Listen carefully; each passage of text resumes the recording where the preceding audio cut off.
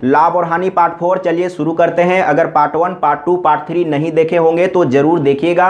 अब चलते हैं प्रश्न की ओर। सबसे पहले प्रश्न को समझिए। एक संख्या में 20% वृद्धि करने पर प्राप्त संख्या में 20% कमी करने पर मूल संख्या में कितने प्रतिशत परिवर्तन होगा।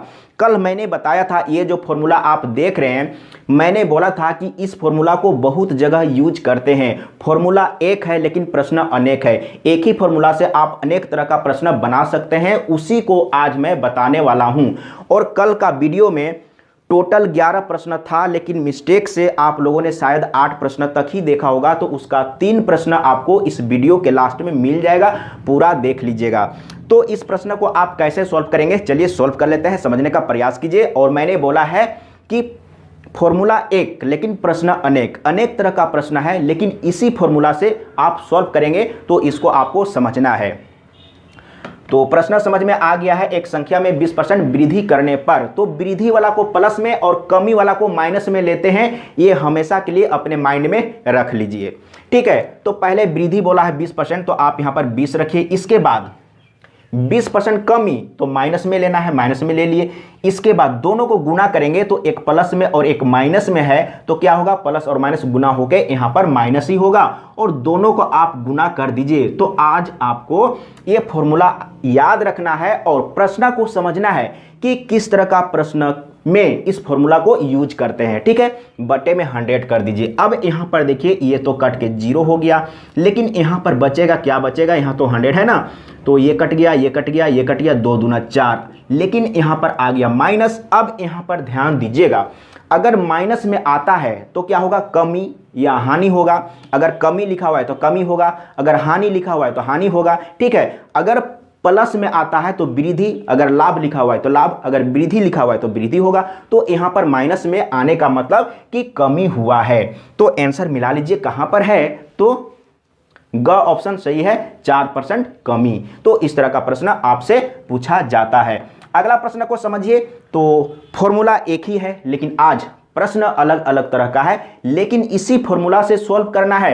तो सबसे पहले आप प्रश्न को समझिए कि किस तरह का प्रश्न रहेगा, तो हम इसी फॉर्मूला को यूज करेंगे। देखिए दूसरा नंबर, फटाफट कैलकुलेशन करिए, लेकिन पूरा देखिएगा। जब तक पूरा नहीं देखेंगे नहीं समझ में आएगा। अगर आप लोग कहेंगे तो कोई भी चैप्टर मैं एक दिन में खत्म कर सकता हूं, लेकिन एक दिन खत्म करने से हो सके आपको समझ में नहीं आए। एक पुस्तक के मूल्य में 25% कमी करने के बाद प्राप्त मूल्य में 20% वृद्धि करने पर मूल्य में शुद्ध परिवर्तन है, तो क्या करेंगे, सबसे पहले कमी है ना, तो सबसे पहले आप वृद्धि वाला को लिख लीजिए। वृद्धि कितना हुआ है, 20%, और कमी कितना हुआ है, 25%। इसी तरीके से लिखना है, एक प्लस में एक माइनस में गुना करेंगे तो यहां पर माइनस में होगा, और दोनों को यहां पर गुना में लिख दीजिए और बटे में 100 कर दीजिए। आंसर आ गया है। अगर आप यहां पर घटाएंगे तो यहां पर देखिए माइनस में 5 बचेगा, और यहां पर देखिए 25 चौके 100 काटेंगे और 4 से काटेंगे तो 4 पचे 20, और यहां पर भी -5 आ गया है, तो जोड़ेंगे तो -10, यानी कि यहां पर भी कमी हुआ है।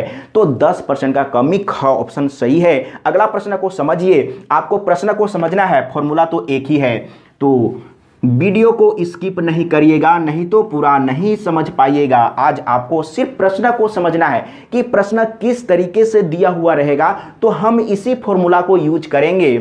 एक वस्तु की कर की दर में, अब देखिए यहां पर प्रश्न बिल्कुल अलग है। एक वस्तु की कर की दर में 20% कमी कर दी गई तथा इसकी खपत में 20% वृद्धि कर दी गई, धन प्राप्ति पर क्या प्रभाव पड़ेगा। तो यहां पर जहां पर वृद्धि लिखा हुआ है उसको आप ले लीजिए और उसको प्लस में लीजिए, और कमी वाला को माइनस में ले लीजिए। तो यहां पर कितना है, 20% ना, तो 20 रख दीजिए और दोनों को गुना करेंगे। एक माइनस और एक प्लस है, तो यहां पर क्या हो जाएगा, माइनस, और दोनों को यहां पर गुना कर दीजिए और बटे में 100 कर दीजिए। तो क्या होगा, ये तो घट के 0 हो जाएगा, लेकिन यहां पर देखिए एक 0 काटेंगे तो 2 दूना 4, यहां पर आ गया -4, तो माइनस में आया, इसका मतलब कमी होगा। तो कमी हुआ है कितना, 4% का कमी। तो ख ऑप्शन सही है। अगला प्रश्न को आप समझ लीजिए, 4 नंबर, फटाफट समझिए। और फॉर्मूला तो एक ही है, इस फॉर्मूला को किस तरह का प्रश्न में यूज करते हैं ये आज आपको समझना है। और इतना क्वेश्चन का कलेक्शन आपको कहीं पर किताब में नहीं मिलेगा। झारखंड की बात छोड़िए, पूरे हिंदुस्तान में इतना क्वेश्चन का कलेक्शन आपको नहीं मिलने वाला है। और ये जो 4 नंबर प्रश्न देख रहे हैं ना, एग्जाम में बहुतों बार रिपीट किया हुआ है। तो इसको आप कैसे सॉल्व करेंगे? एक आयत की लंबाई में 20% वृद्धि करने तथा चौड़ाई में 10% है ना, एक आयत की लंबाई में 10% वृद्धि करने तथा चौड़ाई में 10% कमी करने पर इसके क्षेत्रफल में कितने प्रतिशत वृद्धि अथवा कमी होगी? तो माइनस और प्लस से पता चलेगा कि वृद्धि हुआ है या कमी हुआ है।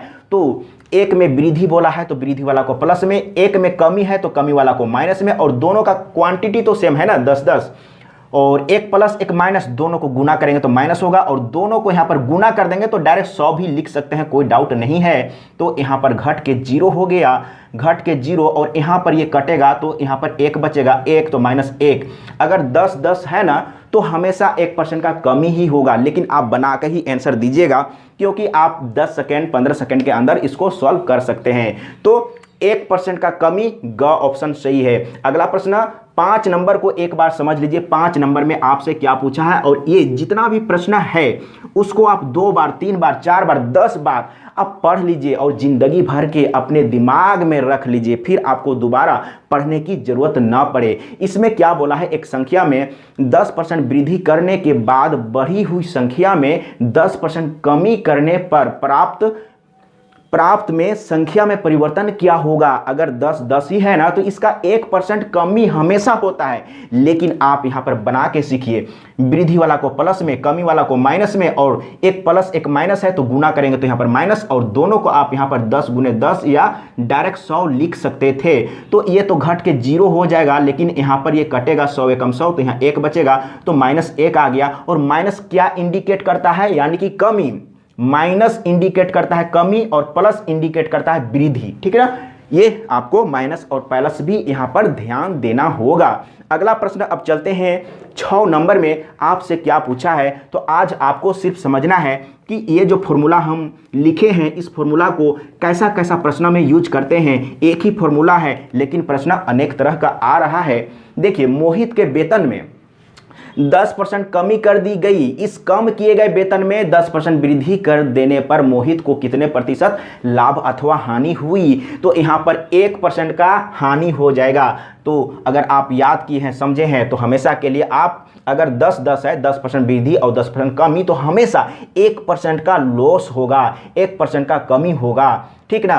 तो प्लस वाला, वृद्धि वाला को प्लस में, कमी वाला को माइनस में रखिए, और दोनों को गुना करेंगे तो माइनस आएगा, और यहाँ पर दोनों को गुना करके बटे में 100 करेंगे तो ये तो घट के 0, यहाँ पर काटेंगे 100 एकम 100, तो यहाँ पर 1 यानी कि -1 आया। -1 आया, इसका मतलब मैंने क्या बोला, अगर कमी है तो कमी, अगर हानि है तो हानि होगा। तो यहाँ पर हानि लिखा हुआ है तो 1% का कमी।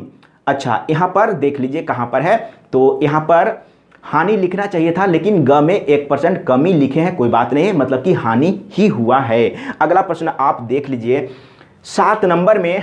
फॉर्मूला तो एक ही है, प्रश्न अनेक हैं, और 10 प्रश्न मैं अलग अलग तरीके से आप लोगों को ला के समझा दिया। फिर जिंदगी में दोबारा इस तरह का प्रश्न को पढ़ने के लिए आपको शायद जरूरत नहीं पड़ेगा।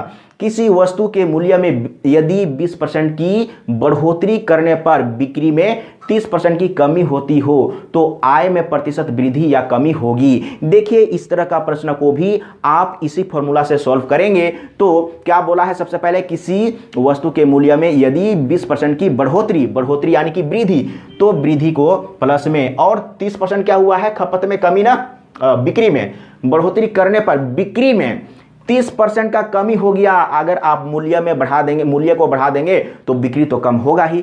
तो यहां पर 30% यानी कि 30 रखिए, और दोनों को गुना करेंगे तो 1 प्लस 1 माइनस, तो माइनस होगा, और यहां पर 20 गुने 30 और बटे में 100 आंसर आ गया है। तो यहाँ पर घटाइएगा तो -10 बचेगा, और यहाँ पर देखिए काटेंगे सबसे पहले तो 3 दूना 6 यानी कि 16% माइनस में आ गया है। तो 16% का क्या हो जाएगा, कमी हो जाएगा। देखिए कहाँ पर है, ग ऑप्शन सही है, तो कोई डाउट नहीं होना चाहिए। अगर प्लस में आ जाता तो क्या होता, वृद्धि होता। ये आप माइनस और प्लस भी यहाँ पर ध्यान दीजिएगा। 8 नंबर में आपसे क्या पूछा है, और ये जो मैं प्रश्न दिया हूं ना, इसको आप 2 बार 3 बार 4 बार जरूर पढ़िएगा। इसमें आपसे क्या पूछा, जब एक कंपनी स्कूटर की कीमत को 30% घटाती है, जब कीमत घटा देगा कोई भी चीज का तो उसका बिक्री बढ़ जाता है, वही बात बोला है।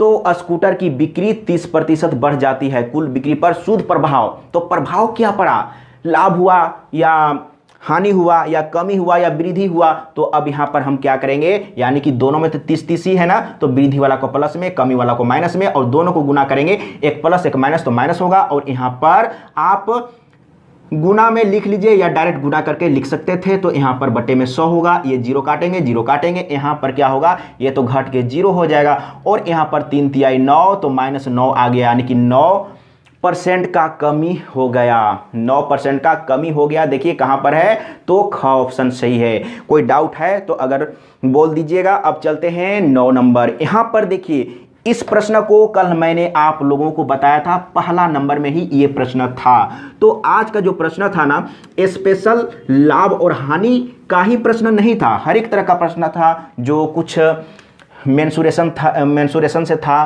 कुछ प्रतिशत से था। तो मैं फॉर्मूला को लिख लेता हूं, अभी तो इसका यूज हो रहा है ना, XY/100। अब यहां पर देखिए क्या बोला है, एक दुकानदार त्रुटिपूर्ण तराजू का प्रयोग करके सामान खरीदने में 10% का धोखा करता है तथा सामान बेचने में 10% का धोखा करता है, तो उसका लाभ प्रतिशत क्या होगा। धोखा कर रहा है, इसका मतलब दोनों बार फायदा ही कमा रहा है, लाभ कमा रहा है। तो दोनों को प्लस में यहां पर लेंगे, तो यहां पर 10 + 10 करेंगे और दोनों को गुना करेंगे तो प्लस ही होगा, क्योंकि दोनों प्लस में लेंगे। तो यहां पर 10 × 10 तो डायरेक्ट आप 100 भी लिख सकते हैं, कोई डाउट नहीं है। इसको जोड़ेंगे तो 20 हो जाएगा, और यहां पर काट देंगे तो 1, यानी कि 21% का इसको लाभ हो गया है, कोई डाउट नहीं है। और इस प्रश्न को मैं कल का वीडियो में समझाया हूं, आप उसको जरूर देखिएगा। अगला प्रश्न एंड लास्ट नंबर, इसमें आपसे क्या पूछा, आप पहले प्रश्न को समझिए, प्रश्न में क्या बोला है।